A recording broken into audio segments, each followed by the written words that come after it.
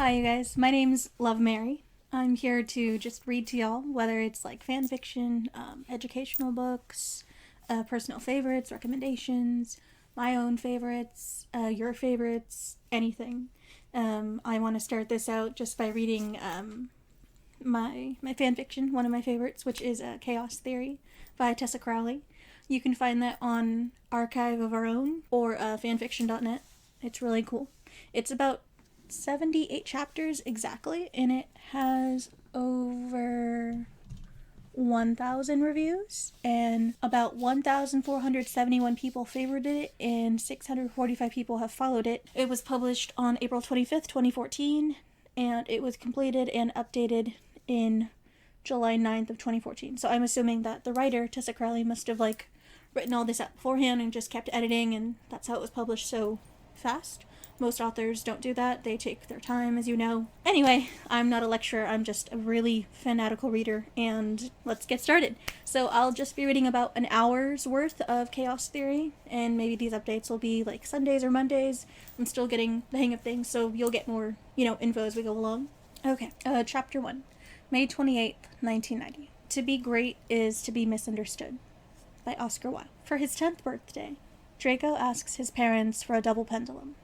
He has to explain what sets it apart from a standard pendulum, because if he doesn't, he's sure they'll get him the wrong present. And that leads to a lengthy conversation about what makes it so special. He spends a frustrating 10 minutes trying to explain chaotic physical systems and dynamic behavior before his mother cuts him off. "Oh," she says, "so it's to help with your little experiments." Hearing his work in Chaos Theory referred to as little experiments by a woman who couldn't tell Edward Lorenz from a hole in the ground is clearly a jab to the ego. He crosses his arms over his chest to announce his displeasure. "My work is theoretical, not practical," he says.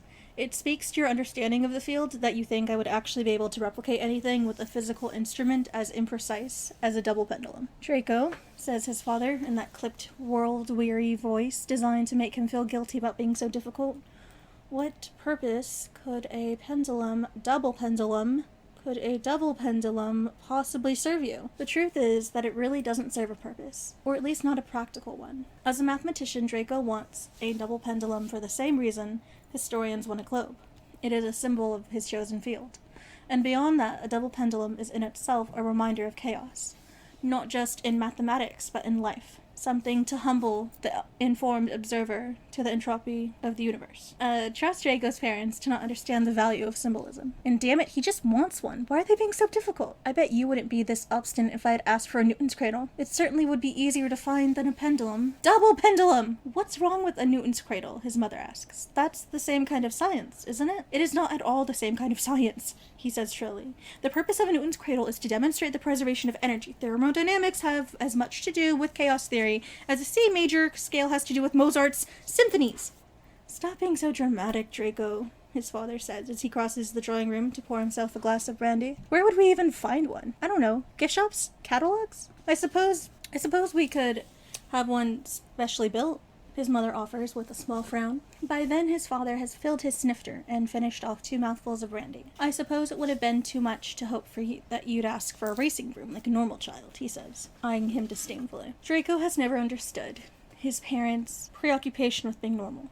In any case, normal seems to be a nebulous concept that shifts depending on what Draco has done to disappoint them. Normal is, by turns, inoffensive, non-threatening, unintelligent, quiet, and complacent. Whatever normal means, it sounds terrible. "What possible use could I get out of a racing broom?"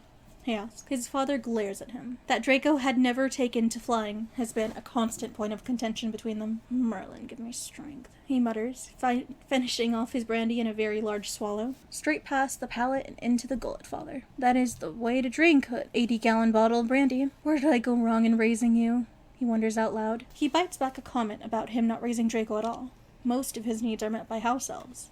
He'd only earned the title of father in the most superficial sense. The fireplace behind him rushes, and when he turns, he immediately forgets all his frustration. "Professor!" Severus Snape has scarcely stood upright before Draco throws himself at him, and he stumbles back a few inches with a small noise of surprise.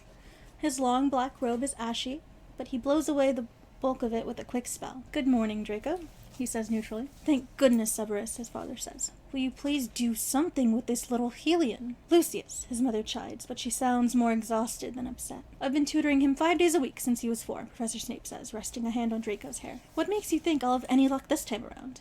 Draco looks up at him with a small smile. Did you bring the textbook? He asks. It's trunken, in my robe pocket, he answers. I can't get to it if you don't let me go. He eagerly steps back, and Professor Snape reaches into his robe, producing a small, thimble-sized book that quickly expands in his hand. Deterministic Chaos, the title reads. An introduction. It's a heavy, weathered paperback tome, one that's obviously seen quite a bit of use. Not surprising, since Draco knows that it's from Professor Snape's old days at Cambridge. At once, Draco snatches it from his grasp, and Professor Snape sighs at the impropriety, but Draco is too busy thumbing through the appendices to notice. An entire chapter on strange attractors, Draco says, and he's so excited that he feels like he might cry. The only other book on the subject he's been able to find barely touches it. Let's go to the library and start the lesson proper, Professor Snape says, putting a guiding hand on Draco's shoulder. Lucius, Narcissa. Good luck, Severus. Merlin knows you'll need it, his father says just before the sitting room door swings shut. What is it you do to get them so worked up, if I may ask? Draco makes a face. He's nearly found the chapter on strange attractors, though the speed at which he can turn a page is hindered by the speed at which he's walking. They asked me what I wanted for my birthday. I told them I wanted a double pendulum. Professor Snape sighs. Draco, you must go easier on them. You can't expect them to know what a double pendulum is, let alone where to find one. The question was, what do you want for your birthday? Not, what do you want for your birthday that we can readily comprehend? It's not my fault they're uneducated. They're not undereducated, Draco. You're just... Professor Snape stops short, sighs, and shakes his head. He doesn't bother saying it. There's no need to. They both know, and saying it won't change anything. In any case, they've had this conversation way too many times. Professor Snape has gleefully given up trying to make Draco appreciate or even tolerate his parents. What do you even want a double pendulum for? It's a comforting metaphor, Draco answers. I'd like to have one on my desk. You find chaos comforting? I find the certainty of uncertainty comforting. Existence is meaningless. No one knows what's going on, and we are all eternally at the mercy of an uncaring universe. I just find it easier to embrace it than to hide behind our abstract concepts or order like they can really protect me. You're far too young to be such a nihilist. What's wrong with nihilism? Just because life is meaningless doesn't mean it's not worth living or understanding. I'd rather have interesting chaos than boring structure. Together they enter the immense 2-story library of Malfoy Manor. The large picture window overlooking the garden illuminates the room with the hazy yellow-white glow of early morning. Together, they take their usual seat at the table, near the window by the non-fiction side, stacked with parchment and quills. You know, Professor Snape says, if it's a symbol of chaos you're after, you overlooked an alternative that would be much easier for them to acquire. Draco raises an eyebrow at him. Professor Snape reaches into his robe and produces a small black rubber ball. He bounces it once on the table, demonstratively. Draco grins. As an introduction to chaotic mathematics, they spent 2 weeks working out the physical dynamics of a bouncing ball. Now all I need is a sinusoidally vibrating table and a large frictionless room, Draco says, taking the ball from Professor Snape's hand when it's offered to him. For that, you're on your own, Professor Snape says. In the future, Draco, if you want to avoid confrontation with your parents, you should let them do something simple for you. Draco frowns. Psychology was always Professor Snape's area of expertise, not his. How would letting them help me be of any benefit? It will make them feel useful to their otherwise self-sufficient son. Run an experiment for yourself and see. Draco does like experiments. I'll need a control group, he muses, studying the worn rubber of the ball. I don't suppose you happen to know where I can get an identical set of parents. Professor Snape does not rise to the joke. Chapter 8, he says instead. Let's talk about strange attractors. Smirking, Draco sets the ball aside and picks up a coin. Chapter 2, July 31st, 1991. Hell is other people. Jean-Paul Sartre. He will be going to Hogwarts soon, and if Draco expends much more energy aggressively not caring about how he feels like he might implode on himself. Draco knows what to expect from Hogwarts. He's tutored by a Hogwarts professor and is very familiar with the curriculum. He is confident that there is nothing of any academic or intellectual value he can gain from a Hogwarts education. Pity that his attendance is required by law. Today he is in Diagon Alley, at Madame Malkin's robe shop, getting fitted for his uniform. Never mind that he has plenty of perfectly serviceable black robes already that could be hemmed to Hogwarts regulation. His mother was insistent on buying a new set. He has been following Professor Snape's let them feel useful plan for over a year now, and to great success. So if letting his mother waste 50 galleons on a new sort of robes gets her off his back when he stays up till 3 in the morning, balancing equations, it's a small price to pay. In any case, the robe shop is nice and quiet, allowing him to immerse himself in a troublesome gravitational equation in his head. The last few months have been a study in macrophysics and cosmology, when all of a sudden... Hello. Startled out of his calculations, Draco turns his head. Standing on the stool next to him is a skinny lathe of a boy with a head of wild black hair in large round glasses. Draco doesn't say anything, which seems to make the boy nervous, or at least more nervous than he had been initially. The boy says, Hogwarts too? What a stupid question. Draco wonders if perhaps he's a bit slow. I think that's fairly obvious, Draco answers, gesturing to the black robe for which he is presently being fitted by a spelled needle. Right, says the boy, looking appropriately embarrassed. Have you been there? What? To Hogwarts. Have you been there? Oh, Draco thinks. Not stupid. Muggle-born. Yes. He had gone with Professor Snape a few times to raid the library when they couldn't find the right book. What's it like? The boy asks, and his eagerness is showing. It's a castle in Scotland. But what is it like? Draco stares at him uncomprehendingly. What does he want, an essay? Maybe he is stupid after all, in addition to being Muggle-born. Is it big? The boy asks, when Draco can't manage a response. Of course it's big, it's a castle. The poor, possibly still stupid Muggle-born boy, with the hair like a dead animal, is staring at him like he's expecting something. Draco suddenly realizes that this is what social interaction is like, with normal children his age. It is terrifying. Draco looks forward, and tries to come up with an efficient way out of this conversation. So, is it... Look, Draco interjects. I get the feeling that you're not really concerned with what Hogwarts is like, so much as you are rattled about the sudden dramatic shift in the frame of your reference of your reality. I understand that's quite common for witches and wizards raised with muggles. He stares at Draco in stunned silence. His mouth is shut tightly. There's no call to be nervous. The school has been catering to 11-year-olds from muggle upbringings for hundreds of years, and going by the yellowing bruises on your neck and the state of your clothes, it's bound to be a significant step up. The boy's mouth opens, but he doesn't say anything. After a moment, he shuts it again. Draco doesn't like the look on his face. He can't quite place the emotion, but it looks suspiciously like awe, and Draco does not know how to handle that. You'll be fine, Draco says, turning forward. The needle hemming the sleeve of his robe is nearly done, thanks Merlin, which means he's nearly ready to leave. People have gone through the same existential crisis before. The world still makes sense, you're just seeing it from a different angle. Just keep an open mind, and low expectations, and you'll never be disappointed. What's your name? The boy asks. And yes, that is definitely on his voice. Draco Malfoy. Before the boy can respond, one of the shop assistants heads over to check the work that spelled needle has done on Draco's robe. She smiles at him and says, You're good to go. Thank you.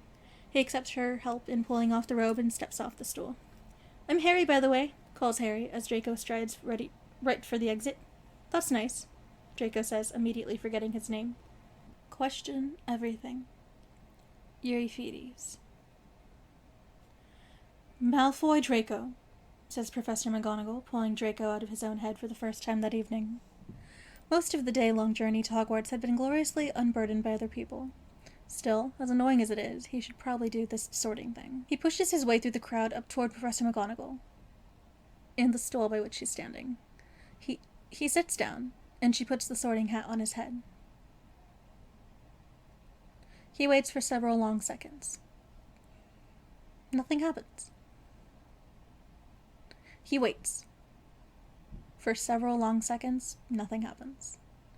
Draco knows just enough about the sorting ceremony to know that something should be happening, and he's about to say that maybe it's broken when a voice suddenly floods in his head. You are not what I was expecting. Draco's startled. He knows that the sorting hat is slightly psychic, but he hasn't considered that it might be telepathic, let alone speaking in complete sentences. Is the hat actually sapient? Not in the way you understand sapience, perhaps, but I am a thinking being, yes. Fascinating. With most long pureblood lines, it's variations on the same theme, but you are a different creature entirely, aren't you?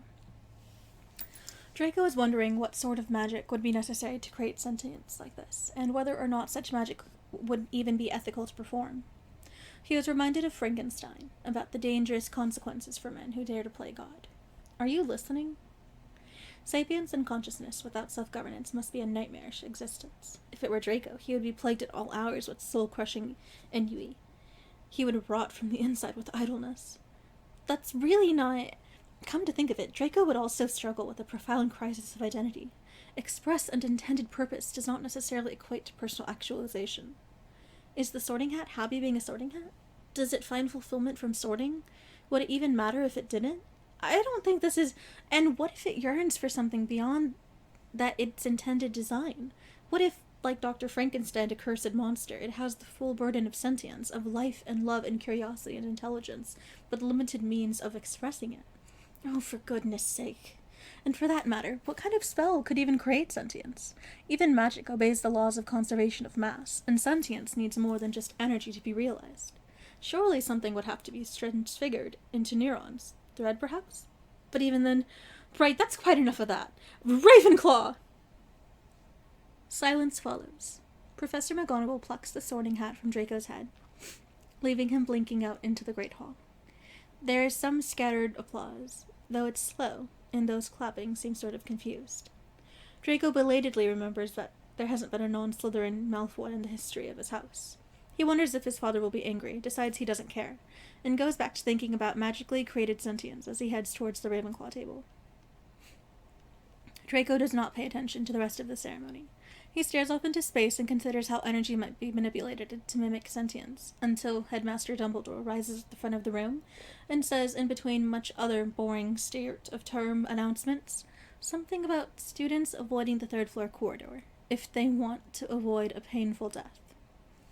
He has never been so curious in his entire life.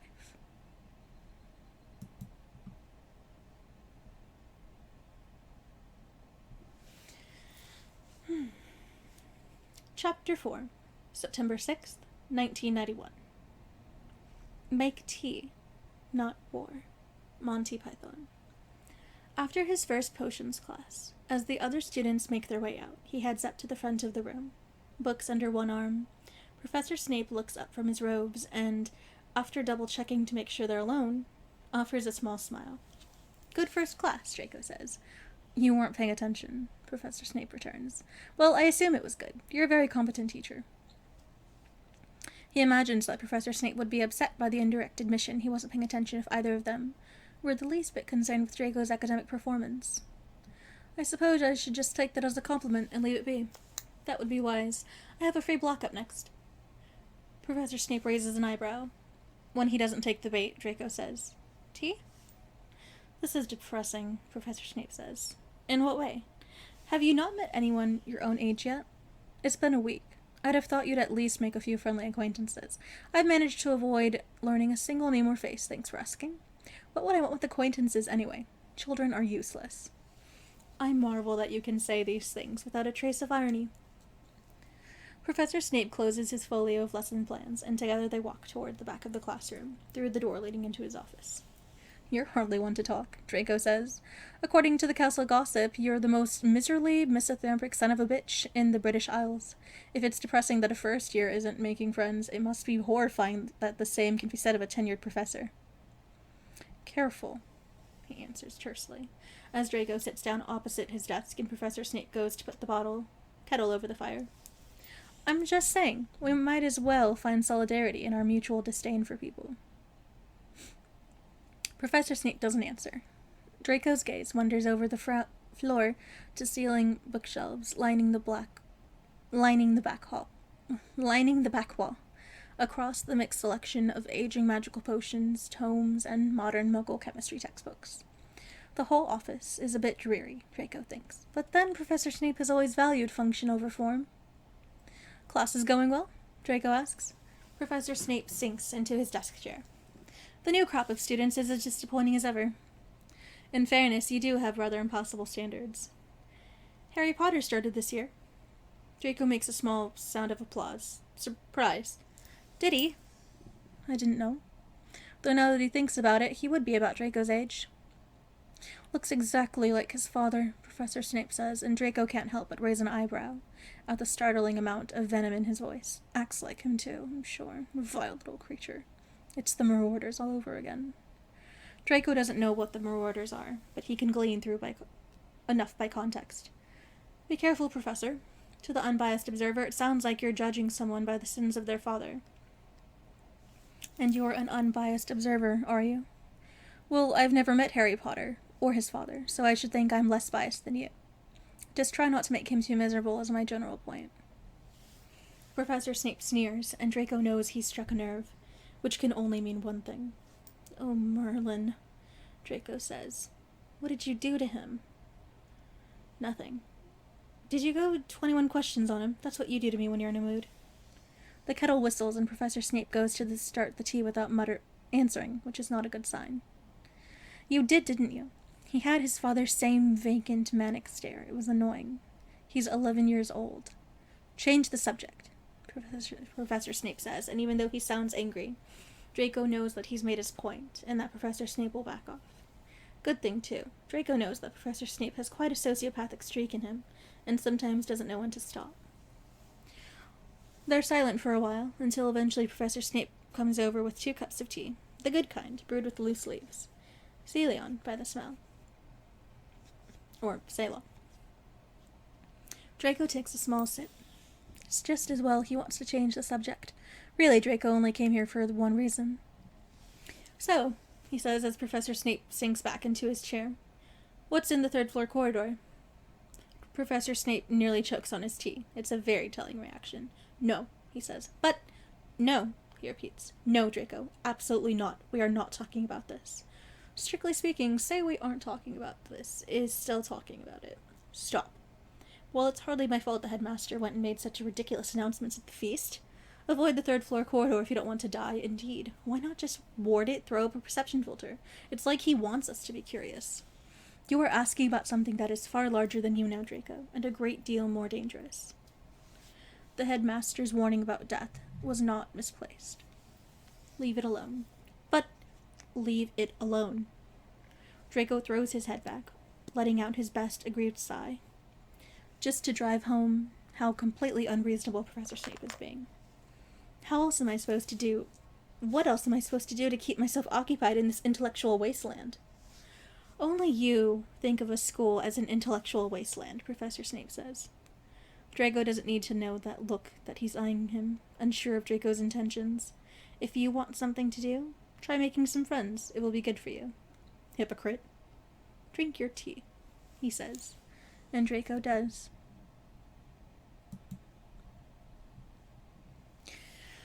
Whew. I need a break for just a minute. All this reading. It's good. It's a lot reading for someone. And not reading for myself. It's very different.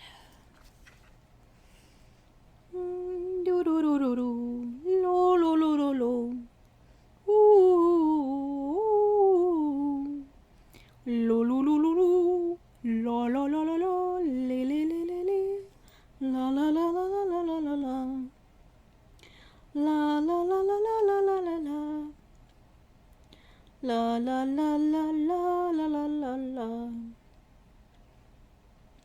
La la la la la, lo lo lo lo, le le le le le le le le lo. Lo lo lo lo lo lo lo lo lo. La la la la la la la la la la la.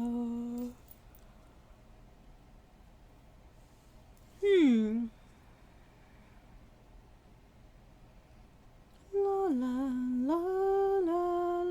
la la la. La la la la la. La la la la la. La la la la la la la. La la la la la la. Sorry. Anyway, this is not about singing. This is a channel for reading. So I shall go back to reading in just a minute. Okay, it turns out. Okay.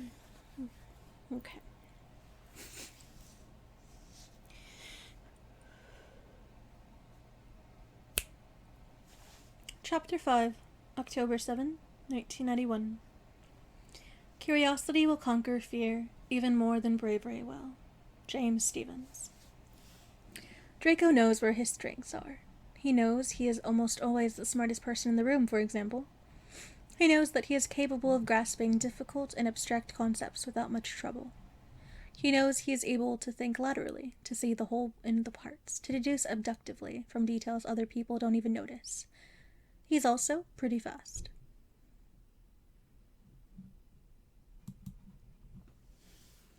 But he is not brave. He has never been brave. That, surely, is why his heart is racing. He could die. Generally speaking, he could die at any moment from any number of things, but the third-floor corridor apparently presents a higher than average chance of death. Unfortunately, he's more curious than he is scared. That'd make a great epitaph, Draco thinks. He breathes once and reaches out for the doorknob. Locked. He casts a quick diagnostic spell. No boards, no filters. The lock on the door isn't even magical. He could open it with a spell. Hell with a lockpick. Why is this so easy? Cowardice flares up again, drawing out curiosity. Draco? He whirls on a heel, heart suddenly in his throat. Standing at the other end of the hallway is a boy, with big round glasses, and hair like a dead animal. Who are you? Draco asks. How do you know my name? The boy blinks at him in silence. He fidgets, looking uncomfortable. We met before. We did? Wait, Draco squints. His face is familiar, he realizes, and then it hits him. Robe Shop! He smiles, and yes, it's definitely Robe Shop Boy. Draco recalls being told his name, but he can't remember it, and pretty sure it doesn't matter anyway. You remember, Robe Shop says, smiling like it's great news. What are you doing here? Draco asks. I could ask the same of you. Robe Shop walks forward, stuffing his hands into the pocket of his robe to fight the chill filtering through the hallway. Headmaster Dumbledore said that this corridor is forbidden. You can't be here. And yet here I am, Draco says bleakly. It's a miracle. Robe Shop laughs, and it's the most startling sound Draco's heard all day. He's not used to making people laugh, not with genuine amusement anyway. But Robe Shop is laughing, and it's because Draco said something funny. And Draco is no longer sure how to handle this situation. Not concerned with rules, then, Robe Shop asks once he's done laughing.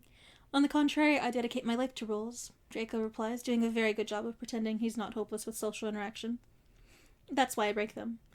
That doesn't make any sense, says Robe Shop. It makes perfect sense if you know anything at all about science. He turns back to the door and glares at it. A simple Alohomora would open it, but Draco's hand wings around the wand. And he can't bring himself to cast it. In his head, curiosity and cowardice duke it out for dominance. Do wizards have science? Everyone has science. Laws of nature don't just stop working because you don't understand them. He pauses, then amends. Well, sometimes they do, but that's only on a quantum scale. Are you some kind of genius? Robe Shop asks, and there's awe in his voice again. Draco is uncomfortable with the word genius, and always has been. He's glad he's still facing the door so Robe Shop can't see as much. He decides to change the subject. A wizard as powerful as Albus Dumbledore should be able to hide this better. Silence for a moment. Then, what? It's just a door, Draco says. Just an ordinary door with an ordinary lock. The spell to open it could be performed by a 6-year-old. There are no wards to prevent entry or filters to obscure its existence. Why? Why is something so dangerous so easily accessible? And more to the point, why would he warn an entire school off it and then leave it so exposed? Robe Shop doesn't answer, which is fine because the question had mostly been rhetorical. His fingers itch. Draco's most base instinct has always been, look, learn, figure it out, understand. It pumps through his body with each heartbeat. It sparks in his nerves and ignites his senses. At present, that instinct is warring with his other instinct to not die. So are you going to open it? Draco starts. Robe Shop is beside him now. Draco isn't sure when that happened, and looking at him with open curiosity. Draco sets his face. No reason not to, he says, hoping he can make himself believe it. I don't think anyone has ever died from opening a door. Probably not, Robe Shop agrees. And if there's anything dangerous behind it, I can always just close it again. It must be enough to contain it. Yeah. Draco takes a breath. He's thinking of curiosity and cats when he raises his wand and says, Alohomora. Click, goes the door, and Draco grabs the handle before he can give it too much thought and pulls it open. It appears to be a disused classroom, though any chairs and tables have been emptied out. The windows are boarded up and all lights extinguished. In the corner of the room, sleeping soundly, is a massive three-headed dog on top of a trapdoor. There is a curious and addictive sensation in Draco, something that hovers between absolute terror and enthralling fascination. It makes his blood run hot and his senses razor sharp. "Wow," says Robeshop. One of the dog's heads snuffles in its sleep, and Draco shuts the door, locking it again with another spell. Draco has never wanted to know anything so badly as what's under that trapdoor. In one corner of his mind, he goes through his mental map of the castle, trying to figure out what's beneath his wing. In another corner, he runs through a list of people he might be able to interrogate for more information. "I didn't know dogs could have 3 heads, Robeshop says. It's such an obvious statement, miles behind, in the way it contrasts to all the careful charts and maps in Draco's head, pulls a startled laugh out of him. And then Robeshop is laughing because Draco is, and it just keeps going. And before Draco really knows what's going on, he suddenly realizes that this is how friendships must start. Chapter 6, October 28th, 1991. It is your reaction to adversity, not the adversity itself, that determines how your life story will develop. Dieter F. Uchtdorf. Draco is intimately familiar with the physics of it, the effects of angle, velocity, rotational force, and has spent hours working it all over, countless sheets of parchment. He thinks about how complicated the math is, how abstract the rules are, how wildly different the results of any variable shifts, even slightly, and he thinks about how it is all condensed into this: throwing a rubber ball at a wall. It's just a matter of training his hand-eye coordination and all of that complexity. All those pages of calculations and memorized formula, all boil down to something so startlingly simple, instantaneous, reactionary. Draco throws the ball. It hits the floor first, then the wall, then returns to his outstretched hand. It is chaos given form, and the elegance of it is astonishing. Draco is in awe at the simple majesty of the universe. Or rather, he would be, if it weren't for a particular weight in the pocket of his robe. Mr. Malfoy. He catches the ball and turns his head. Professor Dumbledore is coming down the hallway in a bright lavender robes, his eyes glinting over his half-moon spectacles. Draco takes a deep breath and tucks the little rubber ball into his pocket. "Were you waiting for me?" "I was, sir. Yes." "Not too long, I hope?" "No, sir." "May I have a word?" The headmaster closes the distance between them and gives Draco a once-over, his sharp gaze lingering over long on his Ravenclaw tie. For a moment, a bare instance, Draco thinks he sees something like suspicion. But it is gone in a heartbeat, replaced with a wizened smile. "Of course." Draco inclines his head and thinks. Professor Dumbledore moves past him and approaches the large gargoyle outside of which Draco has been waiting. "Licorice wand," Professor Dumbledore says to the gargoyle, and it leaps aside with twice the deftness a stone sculpture should have, opening up to a spiral staircase. Draco follows him up and into the expansive office, glittering with 1,000 instruments, both muggle and magical. In another situation, Draco would be overcome by curiosity and asking 1,000 questions. But not now. Not with the weight in his pocket. Not with the weight in his mind. "Whatever it is," Professor Dumbledore says, gliding to his desk and sinking into the high-back leather chair, "it must be quite serious if you're coming directly to me and not through Professor Flitwick." "I don't think it would have done to go through my head of house, sir," Draco says. He reaches into his pocket and sets the Philosopher's Stone down on the edge of the headmaster's desk. It glows low and red in the light. Professor Dumbledore does not react immediately. His blue eyes are steady, trained on it with a great but detached intensity. My, he says after a moment's pause. "You are one of the most powerful wizards alive today," Draco says. "If you had truly wanted to make this safe, you could have crafted layers of impenetrable wards, put it under the Fidelius charm, locked it in a safe, Instead, you put it behind a series of booby traps that an 11-year-old can successfully surmount. In fairness, Mr. Malfoy, Professor Dumbledore returns, peering over his spectacles and up at Draco, I think it's clear that you are hardly an average 11-year-old. When you rule out the impossible, whatever remains, however improbable, must be true. It's Occam's razor, Professor. You made it recoverable because you wanted it to be recoverable. The only thing I can't fathom is why. Why would you bring it up at the feast? Why would you leave the first line of defense so flimsy? Why would you try so hard to make someone go after it? Remarkable, says Professor Dumbledore. Truly remarkable. I must admit, Mr. Malfoy, when I saw you sorted into Ravenclaw, I was not sure what to think. But now I understand. I knew your father. You are not what I expected his son to be. I noticed that you have not answered my question, sir. Dumbledore smirks. It would have been out of character if you hadn't noticed. Draco's nostrils flare and he sets in his face. Those booby traps were dangerous, he says. If anyone stupider than me went down there, they could have died. Dumbledore chuckles. I'd ask why you went down there, but that question answers itself, doesn't it? The Sorting Hat shows well. Draco can hardly believe what he's hearing. Is Dumbledore out of his mind? Draco is accusing him of putting students' lives in danger, and he's laughing about it. He doesn't even have the decency to deny it. If you must know, Mr. Malfoy, Professor Dumbledore says, mildly, you are quite correct in your assessment. I did indeed intend for someone to go down there. It was meant to be a test of character and mettle. I just hadn't anticipated that it would be testing you. A test of character and mettle?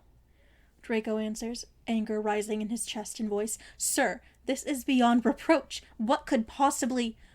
All at once, several dots connect, and Draco is almost knocked over from the force of the sudden, devastating clarity. Whereas there is only one person in the school remarkable enough to call this sort of attention from the headmaster, and that person is Harry Potter. Whereas such a dangerous and elaborate test of character and mettle could not be undertaken lightly or without some serious reasons of profound import. Whereas the shortest distance between Harry Potter and anything of profound import is the Dark Lord. Therefore, Lord Voldemort, in some capacity, is still a threat. Further, Lord Voldemort is not dead. Draco hates these moments when his conscious mind races ahead of the rest of him, leaving his body to catch up, dizzy, breathless, trembling. It's as though the floor is given way underneath his feet, and he can't figure out why because he's too busy trying to find something to hold on to. Are you quite all right, Mr. Malfoy? He takes a breath. Wills himself to calm down, to not think about the dark mark on his father's arm, about what this information may mean for his family, Professor Snape, for him. There's time. There must be time. If the Dark Lord's greatest enemy can be put together, something like this. Does he know? Draco asks in a soft, measured voice. Does he know what?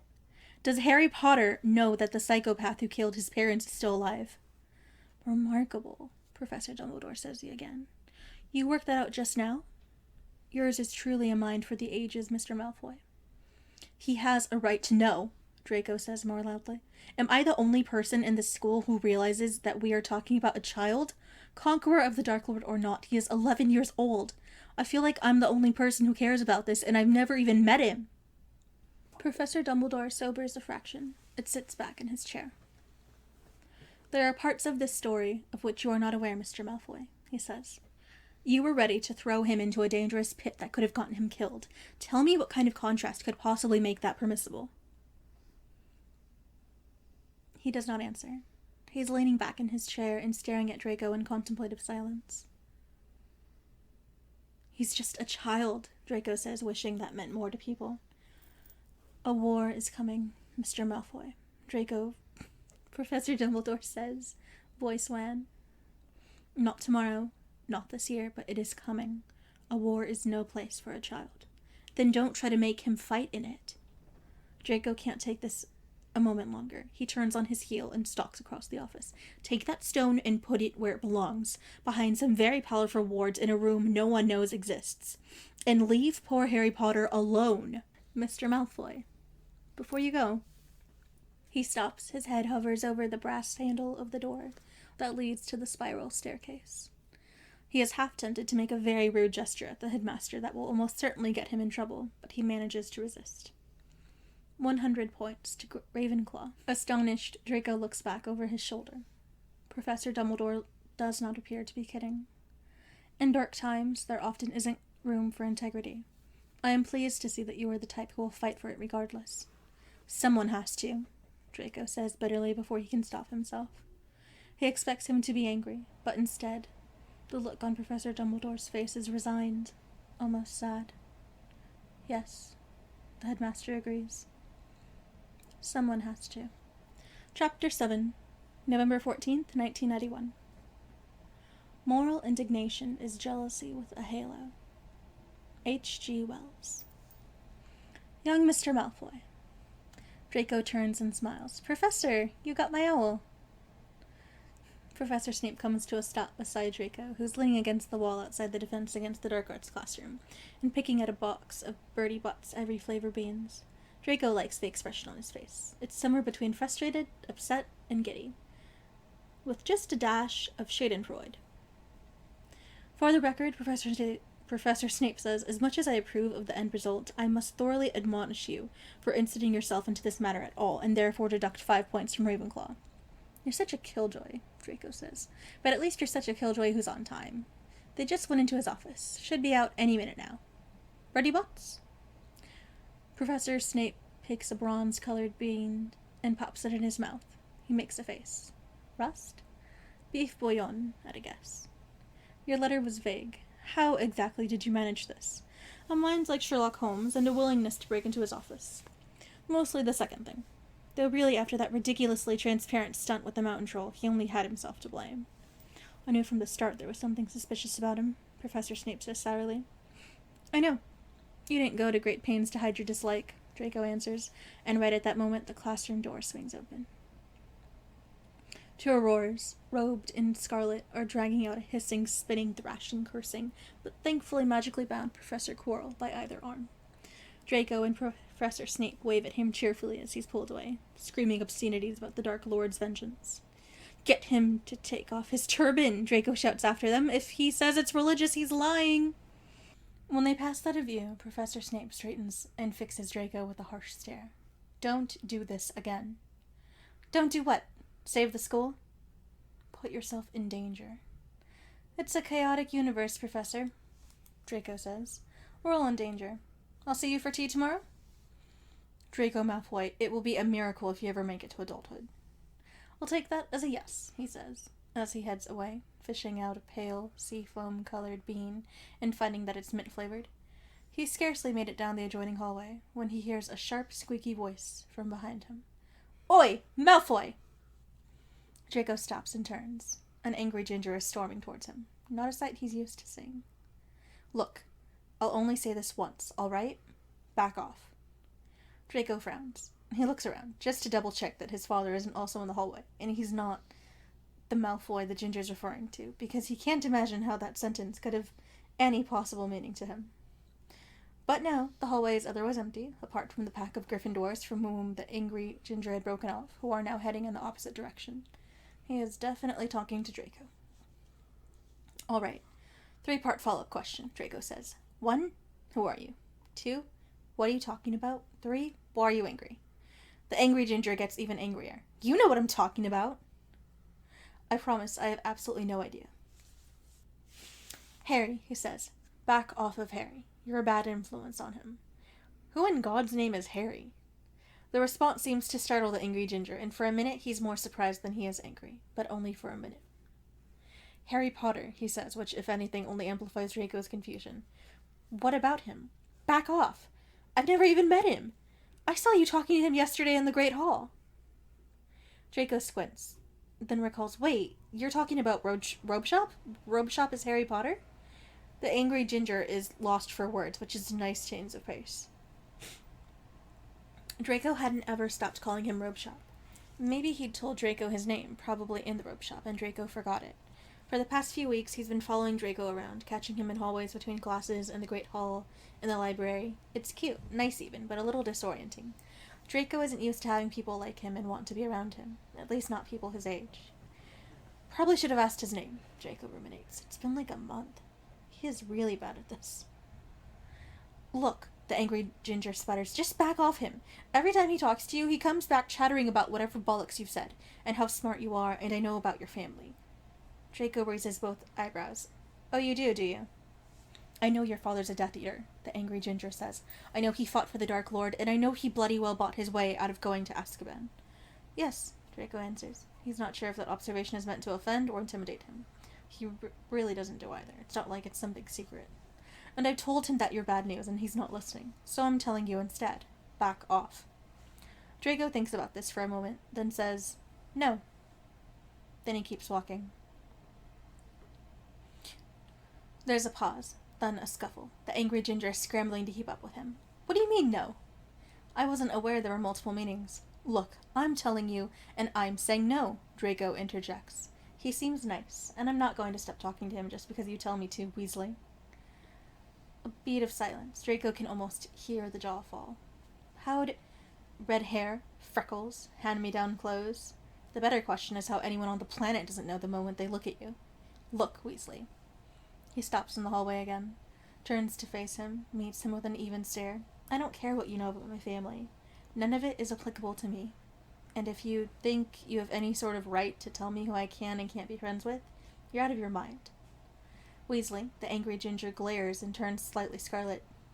And damn, Draco belated realizes he just referred to Harry as his friend. He has a friend now. That's new. Harry killed the Dark Lord, Ron hisses. He won't fall for the tricks of one of his henchmen. It is the height of irony to prejudge someone of prejudice, Draco remarks. He turns on a heel and vanishes before Weasley can come up with a response.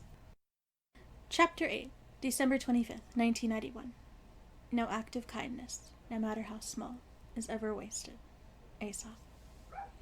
Draco collapses in the chair across from Harry, formerly known as Robe Shop, and catches him off guard. Happy Christmas, Draco says, smiling. Draco? Harry returns. What are you doing here? Literally or philosophically? Draco laughs. Let's start with literally. I thought you went home. Home is boring, Draco says dismissively, which is mostly true.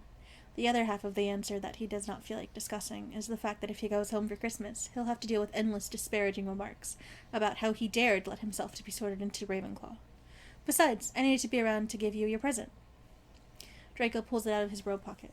It's a small box, neatly wrapped in glossy red paper, with shiny silver ribbon, and about the size and dimensions of a wallet. Harry stares at it as though it is solid gold, and does not take it. In fact, he seems almost paralyzed by the sight of it. Draco gives him a few seconds' grace before he says, You gonna take it, or what? He is struck by the expression on Harry's face. It hovers somewhere between abject astonishment, unequaled gratitude, and wounded confusion. One would think you'd never received a Christmas present before in your life, Draco says, as neutrally as he can manage. Harry looks up and meets Draco's eyes. Draco worked it out, of course.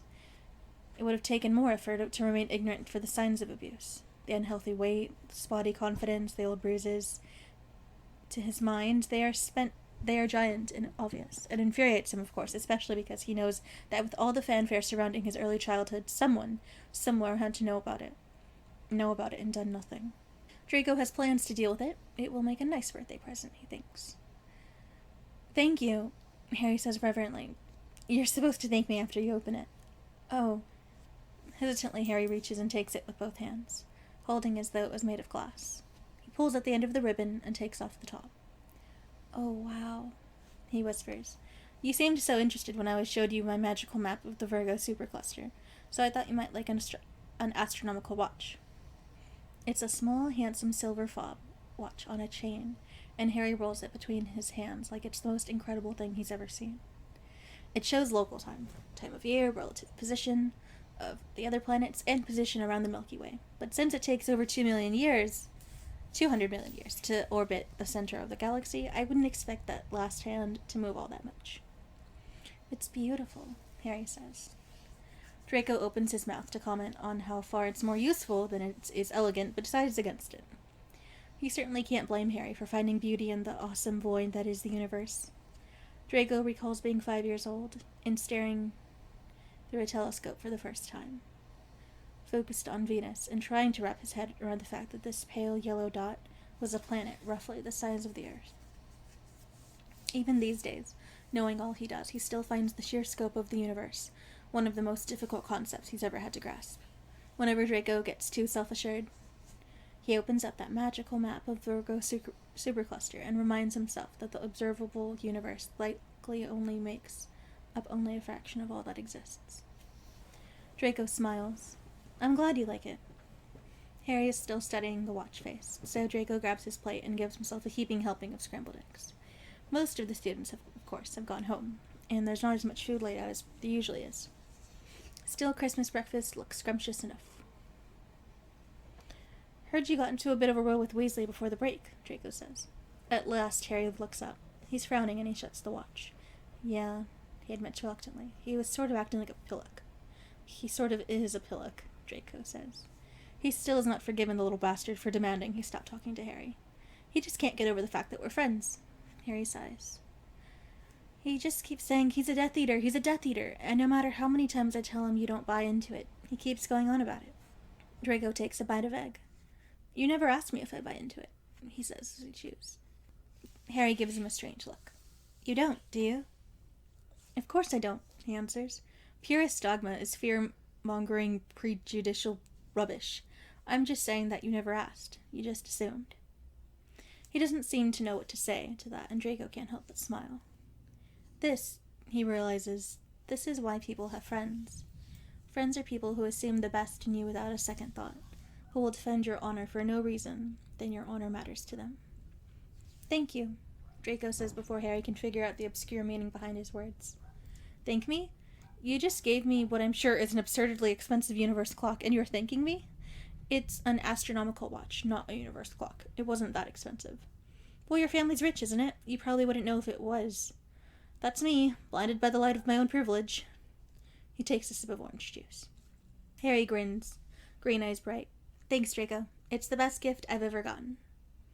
High praise, considering you were given an invisibility cloak not 3 days ago, Draco says. He still can't believe that it even exists. That was my dad's, so I figure it's not a gift so much as an heirloom. Excellent, so my victory is unblemished on a technicality. Harry laughs. Happy Christmas, Draco. The friend thing is nice after all, Draco decides. Happy Christmas and Happy New Year. Let's hope the rest of the semester is blessedly free of the Dark Lord sympathizers posing as professors. Let's. The subject drifts. They talk about classes and homework and microphysics and dark matter. And when Harry proposes that they go out and have a snowball fight, Draco calls him ridiculous and juvenile, but doesn't say no. Chapter 9, June 25th, 1992. The story of love is hello and goodbye. Until we meet again. Jimi Hendrix. You'll write, won't you? Draco looks up from his bag, where he's packing up the last of the books he's been reading. Underneath their feet, the Hogwarts Express groans and rattles as it makes its artist's deceleration into the station. Of course I will, Draco answers. Why wouldn't I? Harry frowns and shakes his head. I'm half afraid that this whole year has been just a dream, he answers. That the minute I get off this train, it will all be over. Not all good things are too good to be true. Allow yourself at least a little optimism. It takes a moment before Harry smiles, but Draco's pleased to see that the smile is genuine. He's gotten quite good at making Harry smile, he's discovered, and has found that he likes doing it. I'll miss you, Draco, he says, and before Draco can answer, Harry's closing the gap between them and pulling him into a hug. Harry smells like cedar and soap. Draco is not and has never been a person who likes physical contact, due in large part, he suspects, to the fact that he simply didn't get a lot of it growing up. His father had always been standoffish, especially after the early development of Draco's mind, and his mother, doting as she is, prefers to show her love through gifts and cooing. Professor Snape is something of a deviation, with his occasional affectionate touches to the head or shoulder, or even hugs, but they are quite rare. And in all things, Professor Snape has always been the exception to Draco's rule. Mostly, and by most people, Draco does not like being touched. But this is actually quite nice. Draco realizes with some surprise, and before he lets himself think about it too much, he returns the hug. There's a great scraping of metal, followed by a loud hiss, and the train grinds to a halt. You'll see me sooner than you realize, Draco tells him. Harry pulls back with the question in his eyes. But Draco smiles and heads out of the compartment before he can ask it. No sense in ruining a good surprise. Students are flooding into the narrow corridor and out of the train, a sea of contrast in color now that all the uniforms have been shed for street clothes. When they empty out onto the platform, it's to the dull thrum of indistinct conversation, punctuated by occasional happy squeals of reunion. It is hard not to pick out his father in the crowd. It never is. Lucius Malfoy is the tallest, blondest, best-dressed person in every room he walks into. Draco swats him at once and carves a path through the ever-thickening crowd towards him. Draco, he says, over the rumbling chorus of voices. He's looking down his long, upturned nose at him, fingernails drumming on the silver-plated head of his cane. Father, Draco returns. A good year, I trust? Draco shrugs. Good enough. He had received the top marks in his class, but that really wasn't something worth mentioning. Your mother and I missed you at Christmas. Sorry, he says. Terrible head cold. And Easter. It was a really long head cold. Draco, he says sternly. Fine, you caught me, Draco says. I actually made a friend who didn't have a family to go home to for the holidays, so I thought it better to stay with him. I hope we can move past the disgust you must feel for me now, making friends and being nice. Lucius's mouth twists downward into a sneer. A friend, he repeats. A fellow Ravenclaw? Wow, Draco says. That couldn't have been more than 20 seconds. I thought you wouldn't bring it up my house for at least 3 minutes. His father sighs and rubs the bridge of his nose between his thumb and forefinger. Can we go home now? Draco asks. Yes, he grumbles, sticking out his arm for a side-along. Draco takes it, and just before they vanish, he looks towards the entrance of the platform, whereas he sees Harry and his trunk and his owl cage vanishing through the wall, alone. He thinks about what Harry is going back to and comforts himself with the knowledge that he will see Harry sooner than he thinks. Then, with a loud crack and the smell of ozone, they separate. Chapter 10. July 12th, 1992. The hottest places in hell are reserved for those who, in a period of moral crisis, maintain their neutrality. John F. Kennedy. When Draco makes it back inside, he's soaked through with warm summer rain and grinning ear to ear. Dobby, the house elf, attends him at the door, taking his telescope and books full of charts. Did Master Draco have a productive evening? He asks, casting a quick spell that dries Draco with a soft snap sound and a thrum of magic. Extremely productive, thank you, Dobby, he answers. Drawing spells always make his hair wild, and he uses both hands to smooth it back over his head. The new spilled lenses Professor Snape gave me for my birthday worked perfectly. You should see the Horsehead Nebula in infrared. It's breathtaking. Dobby is glad, Master Draco, he says with that big lopsided smile of his, but it's gone sooner than he normally is, and he stares down at his knobbly feet. When Draco began his study of Holmesian abductive reasoning, he practiced on Dobby specifically, because he was such a fantastically easy target. The house elf is physically incapable of hiding his emotions. As such, as Draco studies him, he can tell with no difficulty that something's wrong, Draco says. For several long seconds, Dobby doesn't answer.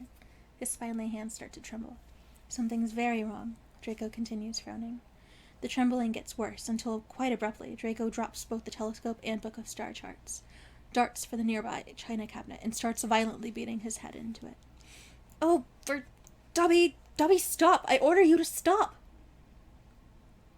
Dobby stops, but he got several good whacks in, and is swaying in his spot. Draco hates this culture of fear his father's instilled in the house elves. He's always entertained the idea that, once he came into his inheritance, he would work to undo all the psychological damage his father inflicts on them. You forgot my standing rule, Dobby, Draco says. No punishments in my presence. Dobby is sorry, he returns, voice quavering from the recent violence. Draco picks up the book and telescope and crouches down to Dobby's level. Why don't you tell me what's wrong? It's obvious you want to. Maybe I can help. Dobby stares at Draco with his wide green eyes, his lower lip trembling. He wrings his hands together. You can tell me anything, Dobby, Draco says. You know I'm not like my father.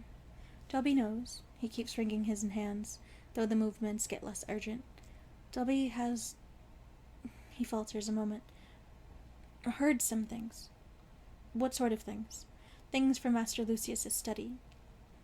Draco answers, his voice dropping to a whisper. Dreadful things, said by dreadful voices. The voices speak of serpents and chambers and death and Harry Potter. Draco puts it together immediately, though he wishes he wouldn't. His throat suddenly feels very dry, and there is a coldness in his stomach that starts to seep through his veins. Harry Potter is the one who saved us all, Dobby whispers, grabbing Draco's wrists urgently. If he goes to Hogwarts, he'll be in danger. Draco doesn't answer. He feels sick, physically sick, like he might vomit. But he has to be sure. He has to absolutely be sure. Dobby, Draco says, how many voices did you hear? Dobby heard 2, Master Draco. My father's and... Dobby's entire body shudders at the memory, and hope extinguishes.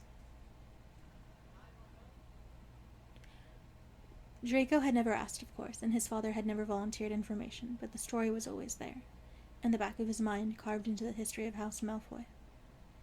He had thought, after the first campaign, but now? Still? After everything? Draco finds that he can no longer support his own weight, and he collapses against the wall of the hallway, dropping his telescope and book next to him. For the first time in so many years, the careful structure in his mind has returned to Bedlam. He's caught between 1,000 thoughts, pulling him in 1,000 directions.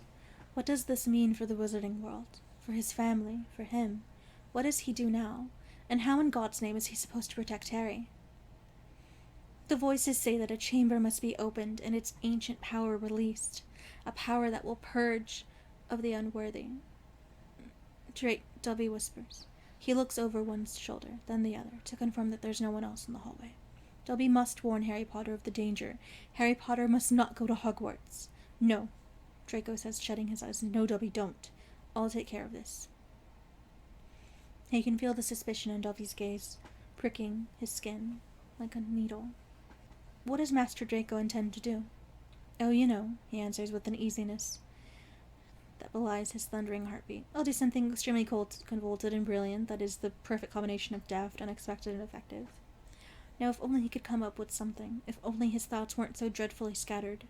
If only he could think. Why can't he just think? Master Draco must protect Harry Potter, Dobby tells him urgently. I know, Dobby, I know that. Harry Potter saved us all, even the house elves. Draco laughs, but there's no humor or energy in it. He does not know what to do, but he knows that he cannot do nothing. There is moral obligation that Draco cannot ignore. He cannot call himself above his father's indiscretions and then sit idly by while they conspire anew. There are machinations that need styming. His best and only friend needs protecting. Hogwarts needs warning. Draco's hands tremble on his knees. He flexes his fingers and breathes deeply. He is terrified, but there is no time for terror. He needs more information. He needs an escape plan. He needs supplies. He is no longer safe in his own home. Chapter 11, August 3rd, 1992. You can't be spontaneous within reason. Alan Watts. When the door opens, Draco puts on his biggest, maddest, most manic smile. Hello, ma'am, he says to the horse-faced woman at the door of Privet Drive. Do you have a moment to talk about our Lord and Savior, Jesus Christ? She's drying her hands on a small terry cloth towel and frowning. Goodness, she says. Don't they just get younger every year? We're just eager to spread the good news, Draco answers, and his smile is so wide it's sort of making his face hurt. Ma'am, have you given any thought to your immortal soul? He flips his fingers slip, and he drops his pile of pamphlets all over the welcome mat in a large, haphazard pile. Oh, he says, oh, I'm so sorry. And she sneers, but crouches down to help him gather them back up. As soon as she's low enough, he produces the small aerosol can from his pocket and blasts her in the face with a 2-second spray. Instantaneously, she collapses, face first, on the threshold, unconscious. Draco slips it back into his pocket. Oh no, he says, raising his voice in alarm. Is anyone there? Hello? Please help, she just lost consciousness. Soon a man is poking his head through a door at the end of the hallway, leading to the kitchen, no doubt. He has a large red face and a bushy mustache. Sir, your wife, Draco begins, and the man with the mustache turns down the hallway. Petunia? Petunia! He kneels down at her side and seizes her by both shoulders. Draco produces the aerosol can again, and soon he's collapsing unconscious on top of her. Draco whistles a jaunty tune as he steps over their bodies and into the foyer. Harry, he calls. You in? It's a rather squashed, cramped-looking place, in Draco's opinion, though he did grow up in a manor house, so perhaps it's not his place to judge. Still, though, the size may be forgivable. There's no excusing the gaudy, pseudo-Victorian decor. The place looks like an overpriced antique shop, though not quite as classy. When he hears footsteps from upstairs, Draco turns, and he's just in time to see Harry appear at the landing at the top of the steps, staring at him with wide eyes. Draco? Happy birthday! Draco says, spreading his arms as if to say ta-da. My birthday was 3 days ago. Yeah, I know. I'm sorry, he says. There was a last-minute change of plans. Things had to be rearranged. It was a big mess. I'll tell you all about it on the way. On the way? Harry hurries down the steps. On the way to... Oh my god, what did you do? He's staring past Draco at the two bodies unconscious on the floor. Nothing! All right. Well, nothing. They're fine, though. Just unconscious. Unconscious? They're fine, Draco says again. It's just a simple sleeping drought. Aerosolized. He pulls the can out of his pocket again to show him. This is your birthday present. Stop panicking. Draco, you can't just knock out my aunt and uncle.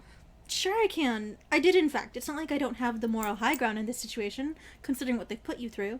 Some would argue that 12 years of abuse would call for something far worse than unconsciousness. Harry stares at him, mouth open wide and unmoving, but silent, rather like a fish. It's not a good look on him. Draco closes the distance between them and puts his hands on Harry's shoulders. Look, he says, you don't need to explain anything to me. You're in a bad situation, one you never should have been put in at all. They shouldn't keep hurting you. They don't... Harry began, but he trailed off, looked to the side. I mean, they don't always... You don't need to explain anything to me, Draco repeats. Look, just come with me to your birthday present. I'm taking you to Wizarding Paris. It'll be fantastic. We'll go to the Louvre and the Magic Catacombs in Versailles, and we'll stuff ourselves with French food and take a ferry down Seine. Sound good?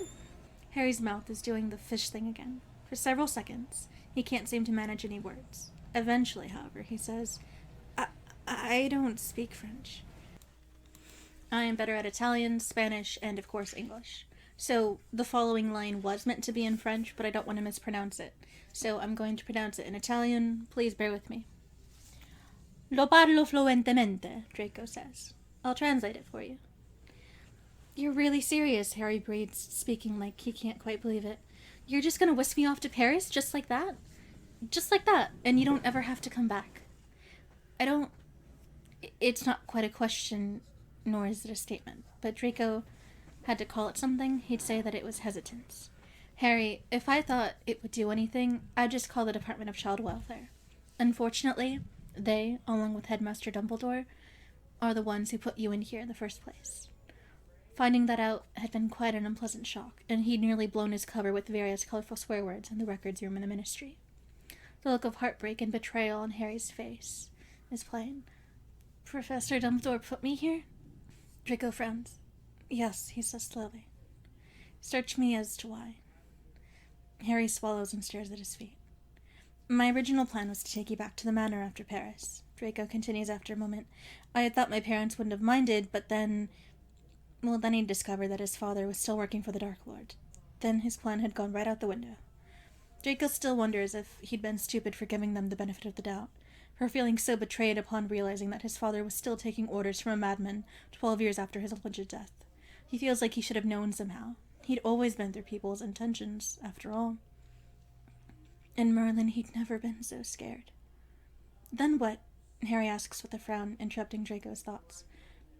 He purses his lips a moment. I'll explain later, he says, and he will, because there's no way he can't. Today, we're celebrating your birthday. So what do you say? The 11 o'clock to Paris leaves from platform 6.5 in an hour. Harry releases a breath. He stares at Draco with a strange expression.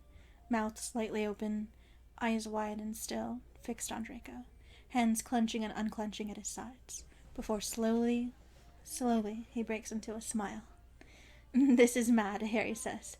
What? 2 12-year-olds buggering off to Paris on their lonesome? Harry laughs. You can't tell me you honestly think this isn't mad. Draco smirks, shrugs. All right, slightly mad. Still, life is boring without a little madness. Harry's smile gets even wider. Pack your bags, birthday boy, Draco says, and Harry dashes back up the steps. Chapter 12. August 7th, 1992. Unconditional love is an illogical notion, but such a great and powerful one. A.J. Jacobs. Professor Snape pulls open the door, and the only thing Draco can think to say is, "Hello, sir. Do you have a moment to talk about our Lord and Savior, Jesus Christ?" His nostrils flare as he stares down at Draco, and he narrows his eyes like he doesn't quite get the joke. "Draco," he says wearily. "What an unexpected... Why is Harry Potter here?" "Hi, Professor," Harry offers with a small wave. "The answer will take some saying," Draco returns. "May we come in?" The suspicion on his face is plain, but he steps aside and together they make their way into the foyer, and away from the sweltering summer night. Spinner's End is a dismal little street, and number 23 is a dismal little house to match it. It is small and cramped and claustrophobic, with walls dominated by floor-to-ceiling bookshelves. It is lit, warmed, furnished, and decorated insufficiently. Draco loves it, and always has. "As I recall, you mentioned something about spending the first week of August in Paris," Professor Snape says, shutting the door. "We just got back," Draco answers. "It was brilliant," Harry adds brightly. Professor Snape frowns and puts it together without much difficulty. "You went alone." "It was a birthday present." "You went to Paris for several days alone." "Relax," Draco says. "I know Paris better than I know London. We stayed at Aunt Fiona's summer home in Calais. Back every day before dark. We are perfectly safe." Professor Snape rubs the bridge of his nose. Draco is willing to bet that he's getting one of his tension headaches that he only gets when Draco does something ridiculous. "Did you at least warn your parents?" he asks. "That would have been difficult, since I wiped their memories of me." Professor Snape shuts his mouth tightly. He tries to start the sentence over, but all he manages is, "What?" "I promised there was a very good reason," Draco assures him. "You wiped their memories of you? Shall we have some tea?" Professor Snape is wearing a look of intense pain and exasperation, and Draco takes a moment to marvel at the fact that after 12 years of his occasionally dangerous, usually ridiculous, always outrageous misadventures, Professor Snape has never throttled him. "No," he says. "No, we will not have some tea. You're going to explain to me why you magically tampered with your parents' memories before I take you back to Wiltshire and undo the spells myself." He can feel Harry looking across him with a frown. Draco wets his lips. He's taking orders from him again.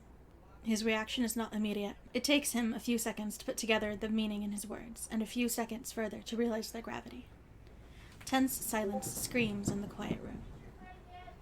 "And you thought the best thing to do would be to wipe your parents' memories of their own child?" Draco lifts his eyes. There's anger in them now in addition to the nervousness. "Oh," he says acidly. "I'm sorry. What is the appropriate response to discovering that your own father is taking orders from an allegedly dead, mass-murdering psychopath? Do I contact the Department of Child Welfare, or do I just go straight to the Minister of Magic?" "Draco, is there a standard procedure? Some kind of rigmarole?" "Oh, it's just another 12-year-old finding out his father's working for a dangerous war criminal. Breakout Form 12B. Professor Snape sets his face. "Draco, that's not—" "What was I supposed to do?" Draco demands, and his voice is shaking, because despite his best efforts, he's been sitting out on all this fear for almost a month now. "I couldn't stay. I did what I thought I had to in order to protect myself." "Maybe we should have some tea," Harry interjects. Draco drags an unsteady breath and tries to calm himself down. Nervous tension is making his limbs tremble. Professor Snape sighs. "Maybe we should," he agrees. They cross into the tiny kitchen, where among piles of stacked jars full of potions, ingredients, and delicate instruments, there are some signs of food preparation. Professor Snape fills a kettle with a quick tap of his wand and sets it onto a stove. Draco sits down at the small table and bends forward over it, his hands raking through his hair.